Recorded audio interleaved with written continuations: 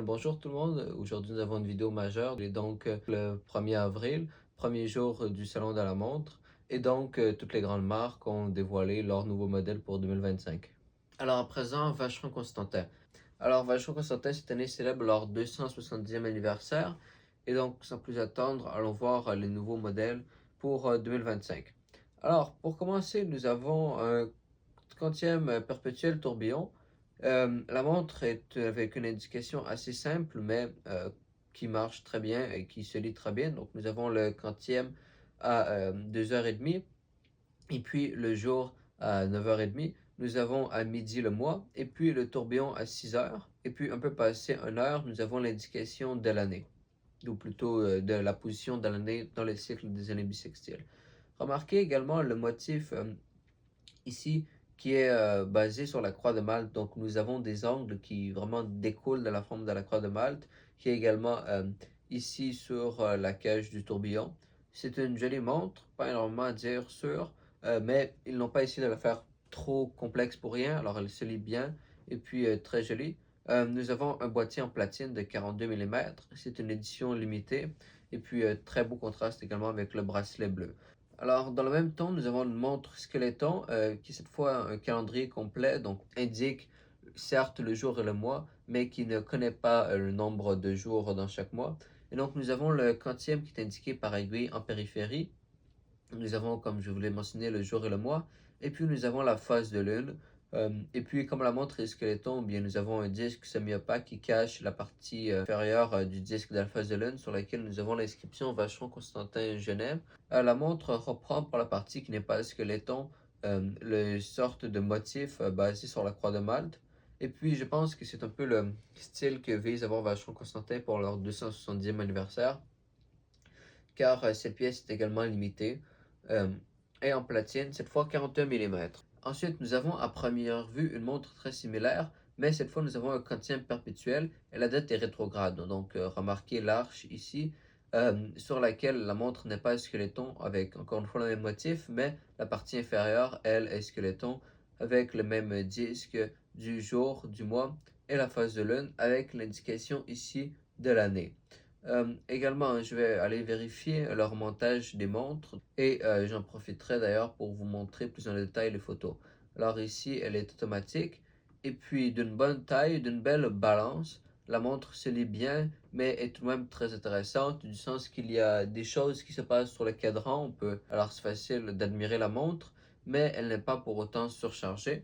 Donc c'était pour le quantième perpétuel rétrograde.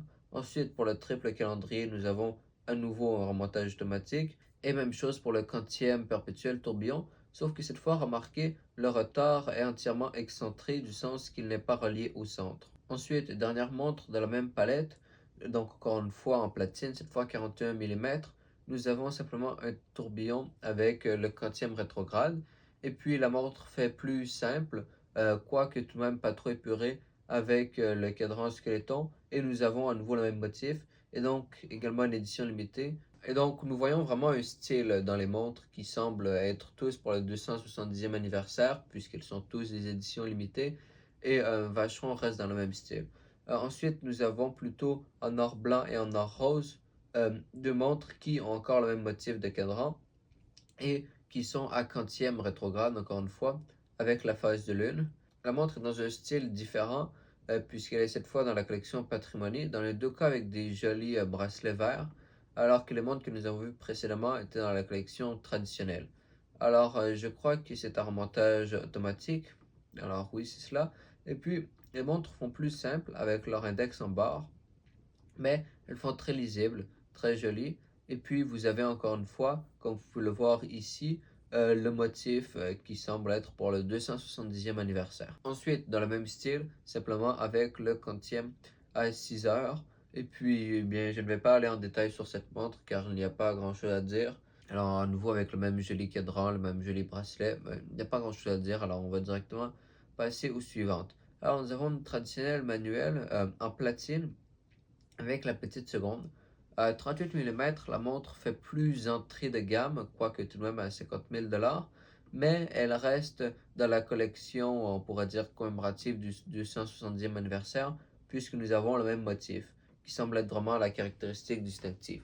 Remarquez qu'il n'y a pas d'échelle pour la petite seconde qui est très petite. Et puis la montre fait plus subtile. Elle est en montage manuel et avec 38 mm, elle fait plus sobre avec son joli bracelet qui semble être d'un gris un peu glacé, on pourrait dire. Et puis ensuite, nous avons une variation, cette fois en or rose, et qui donc, elle est moins chère, à 35 000 $.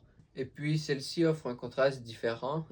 Elle fait moins sobre, mais tout de même discrète. Et puis, les cadrans blancs sont d'une grande beauté, mais ils réduisent la possibilité de contraste. Car avec la platine, le cadran blanc va très bien. Mais avec l'or rose, nous avons plus des opportunités d'exploiter les contrastes avec des couleurs foncées. Donc, ce n'est pas fait ici. Mais ce n'est pas très grave, le motif reste joli et puis la montre fait simple et ils ont tout de même bien compensé avec le bracelet qui est d'un joli ton complémentaire tout de même. Ensuite, nous avons des traditionnels pour femmes. Donc la première avec réserve de marche, phase de lune sur le côté qui est tout de même inhabituelle et une petite seconde similaire à celle que nous avons vue précédemment avec un sertissage autant sur les lunettes et sur les cornes et sur la couronne. Et puis nous avons une montre avec simplement l'indication de l'heure qui est dans le même style, sauf que les cornes ne sont pas sorties, mais également le même bracelet en alligator d'un genre de rose fuchsia. Remarquez le cadran qui n'est pas avec le motif que nous avons vu précédemment, mais qui est tout de même similaire, donc avec vraiment des lignes obliques qui se croisent. Ici, le cadran est vraiment, on pourrait dire, d'un lilas avec les lignes étant vraiment mauve. Et donc, ça fait un joli ton, particulièrement avec l'or rose, les diamants et le bracelet.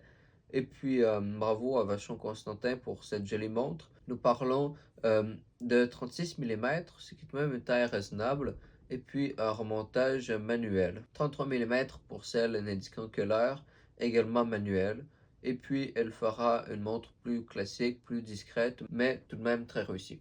Également, vous pouvez apercevoir l'historique 222 maintenant à faire en acier, qui n'a cependant pas été dévoilé pour le Salon de la montre de Genève, mais qui a tout de même surpris les gens et qui est quand même une alternative plus abordable à celle qui était déjà disponible en or jaune que vous pouvez voir ici. Alors ça conclut cette vidéo.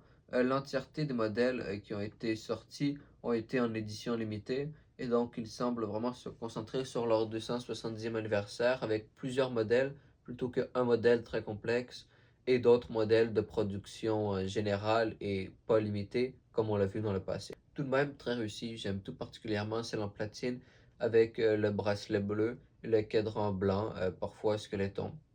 Elles me font d'ailleurs penser à la tourbillon chronographe monopoussoir qui a été lancée l'an dernier pour Watches and Wonders et qui était une de mes montres préférées, donc celle-ci. Alors c'est tout, sous peu devrait également sortir la vidéo sur une nouvelle montre de Jaeger-LeCoultre et sont déjà normalement sorties celles sur Patek Philippe et Rolex. Alors si vous voulez découvrir leur modèle, je vous invite à aller les visionner. Alors je vous dis à la prochaine.